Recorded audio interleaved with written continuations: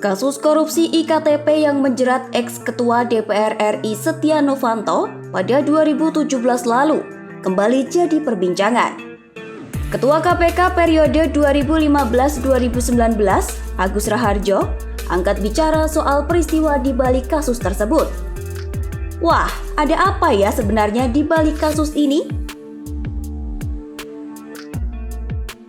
Agus bilang saat kasus itu masih bergulir, ia mengaku pernah diminta Presiden Jokowi buat menghentikan kasus tersebut. Menurut pengakuannya, waktu itu Agus dipanggil sendirian oleh Presiden. Agus pun menjelaskan situasinya saat ia menemui Jokowi. Ketika memasuki ruang pertemuan, Agus mendapati Jokowi sudah marah.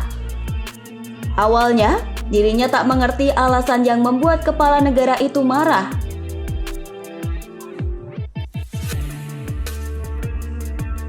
Baru kemudian setelah duduk dan mencerna keadaan, Agus pun paham soal permintaan Jokowi yang ingin supaya penyelidikan kasus e-KTP dihentikan.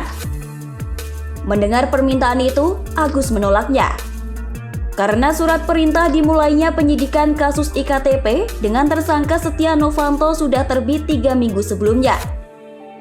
Sementara saat itu dalam aturan hukum di KPK, tak ada mekanisme surat perintah penghentian penyidikan. Adapun Setya Novanto ditetapkan sebagai tersangka kasus dugaan korupsi e-KTP oleh KPK pada 17 Juli 2017. Novanto disebut ikut meluluskan dan mengatur besaran anggaran proyek e-KTP yang nilainya mencapai 5,9 triliun rupiah. Dia awalnya telah memenangkan gugatan pra-peradilan ke PN Jakarta Selatan. Hingga penetapannya sebagai tersangka oleh KPK dianggap tidak sah. Namun tak berhenti di situ saja. Pada 31 Oktober 2017, KPK kembali menetapkan Novanto sebagai tersangka kasus dugaan korupsi e-KTP untuk kedua kalinya.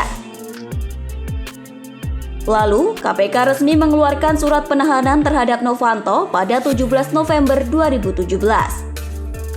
Atas penetapan tersangka dan penahanan ini, Novanto sempat mengajukan surat perlindungan kepada Presiden Jokowi.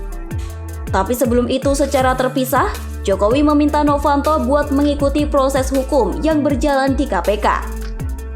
Jokowi juga menyebut bahwa proses hukum di Indonesia berasaskan keadilan.